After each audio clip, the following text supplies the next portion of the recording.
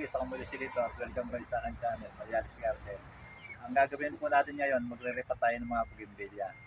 Bago tayo mag-repat, papakita ko muna sa inyo yung pagre-repatan natin ito. Yung mga ganito. Ito mga pail, timba. Matibay kasi ito. Saka magaan na dalhin ng mga mamimili. Hindi gaya doon sa mga semento na mabigat, konti lang ang makakarga nila, lalo yung mga kotse lang ang bibili. Ito, magaan lang. Ganito ang butas niya. Bubutasan natin ng ganyan. Papakita ko sa inyo paano yung pagbutas na mabilis lang. Maganda kung ganyan, apat ang butas niya pagkaraan medyo malalaki siya. Para hindi siya nabababad sa tubig. Alam mo yung mga bougainvillea, ayaw yung masyadong maliit yung yung butas niya. Madaling magsara, nabababad yung ugat, kaya dapat medyo maganda yung butas, para apat na ganyan. Ito yung hindi pa nabutasan, no? Yung pa ganito ang wire nito, balok-balok to. Balok-balok to naman ang wire. Palitan natin na iba. Balok-balok to naman yan. Yan. Sa kailangan dito, may hawakan, madaling buhatin, di ba? Ganito lang yung pagbubutas, oh.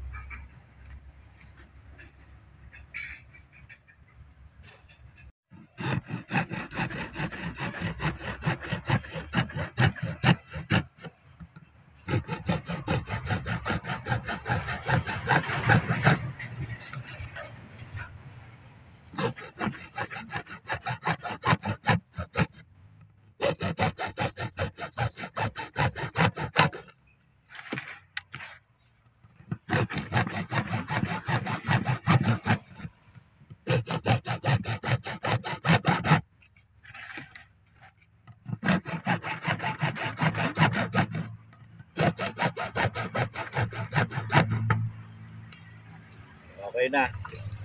Napansin nyo, dito sa gilid ko binutasan, no? Yan, sa mga gilid niya. Kasi, pag nilipag natin na ganyan, hindi masyadong lalaba. Kahit sa lupa natin nilagay, hindi masyado na dadirect sa lupa yung yung ugat niya. Kasi nasa gilid. Saka hindi siya magsasara kung kunyari matigas yung pinaglagyan nyo. Hindi siya magsasara, hindi siya tatama sa sa pinaka soil o doon sa cement na Kaya pwede natin ilagay sa ganyan kahit walang patungan, di ba? Hindi siya magsasara. So, mainit yung araw dito. Ito yung mga ireripat natin, ha. Kailangan na iripat para mas lumaki siya. Pinili ko na ito kanina doon, pero kulang pa yan. Iba pa yung nato na yun, na pinutasan ko, ito pa yung iba. Ganito lang yung paglilipat.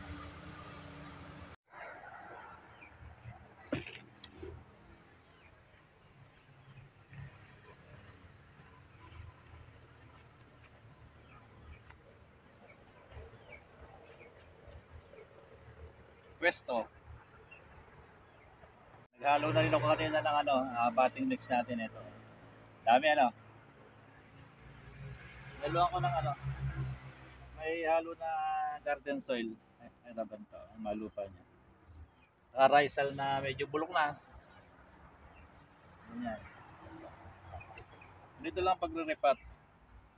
Isa, lalagyan natin ng risal.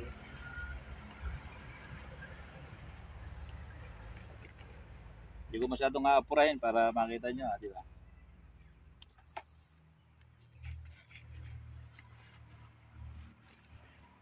I-repat natin una.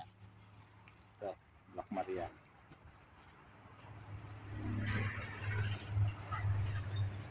Ganito lang, iipitin nyo lang ng kamay nyo dito. Ipitin nyo lang dito. Para hindi sasabog yung lupa. Saka nyo itatab na ganun. May mga kalawang. Sa bakal kasi nakatayo ito. Ganyan lang. Ayan daming ugat, di ba? Pag nakataob na ganyan, hindi siya mababasag. Kasi pagka nabasag yung lupa niyan, malalantas yan. Dapat maingat yung pagre-repat. Hawakan nyo lang dito. Yan. Tingnan natin kung sakto.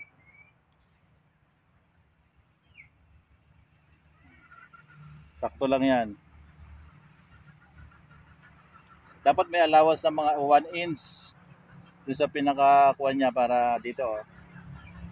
Dapat may allowance ng mga 1 inch dyan para hindi siya mabuwal. Natin lalagyan ng lupa.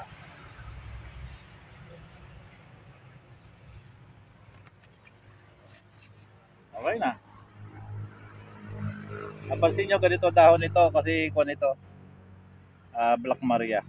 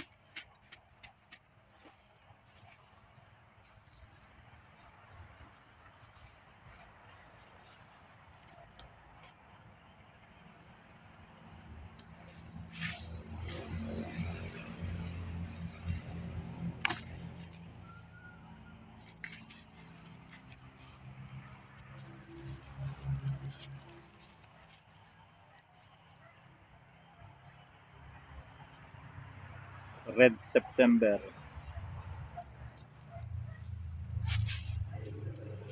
Walang nasasabog yung lupa na.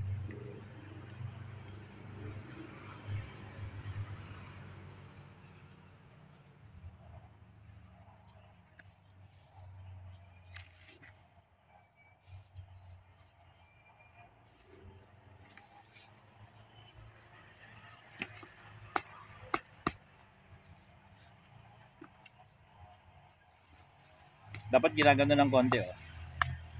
Para nasisiksik na wala yung ano. Ganda na, malaki na, di ba?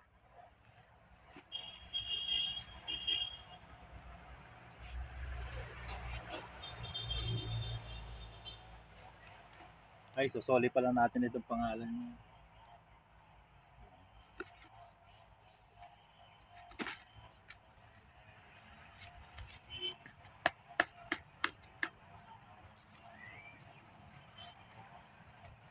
Ano to?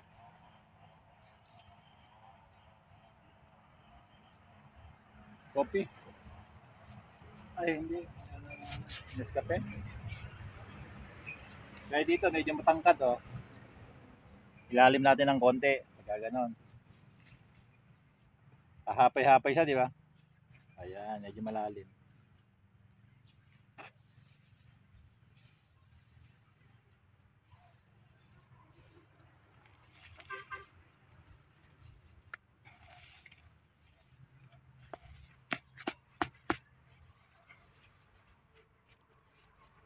Gagayin ng konti. Ang bilis lang magsalin ano. Dinadahan-dahan ko pa yan.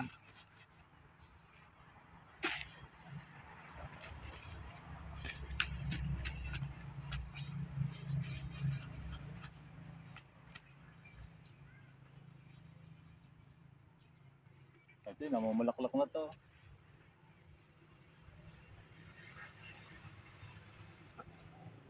Yellow Wonder. Lagyan natin ng lupa kapag mababaw. Ay, pagka yan lang.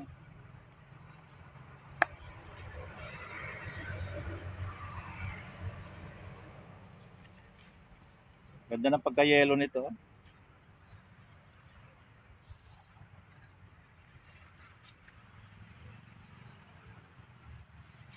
Basta pinakamahalaga, huwag sasabog yung lupa niya. Pag magre-repat kayo.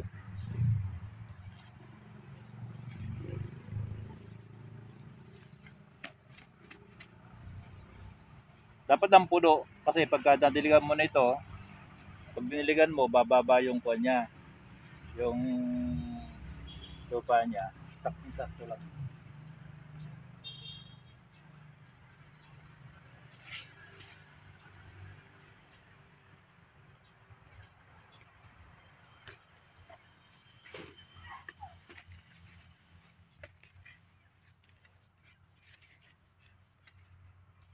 Ito. Bili ito eh. Yellow Wonder din ito. Yung basta ito, variegated yung dahon natin. Maraming mahilig sa yellow. Ay kukunin ko isang yellow mamaya na yun. Papakita ko sa inyo yung isa. Ibang klase mo.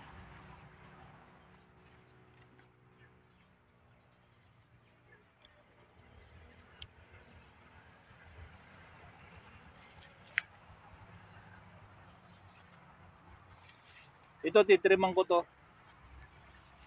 Bago ko i-display.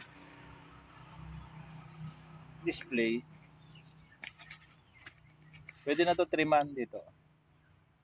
Yung mahahaba na ito, tatanggalin na ito.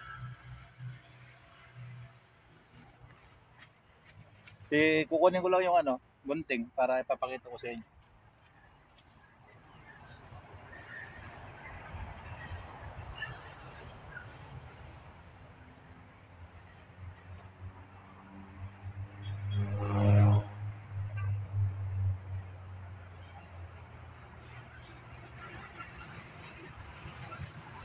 Pagka ganito yung riripat ninyo, pwede na nyo tanggalin dito. Yan, para tumatag siya, mawala itong nakahapay, para lumago tuloy. Lumami sa kanya.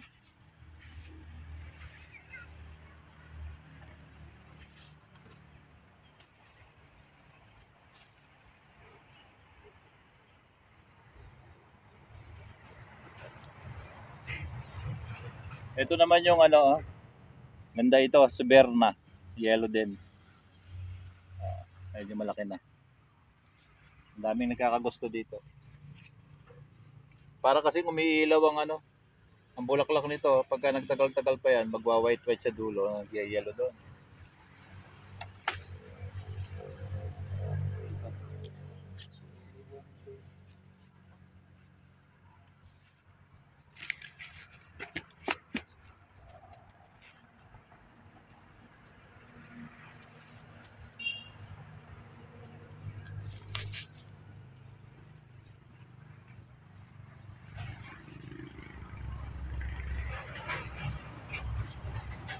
Suberna.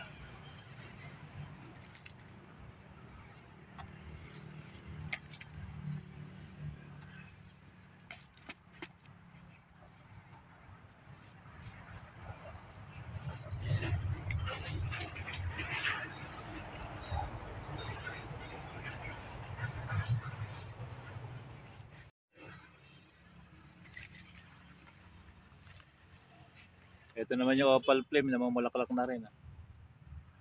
Opal flame.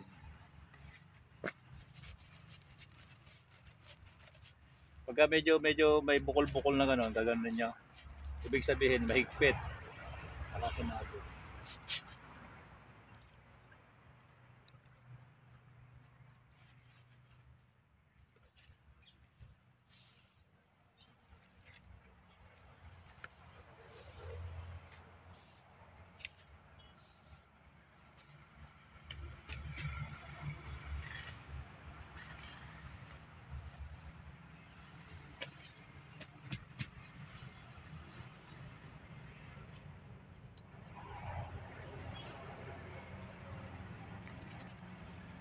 Bulaklak na.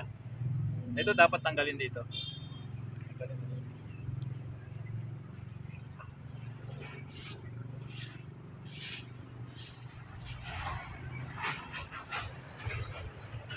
Nakarami na tayo. Natuto na kayong mag-repat.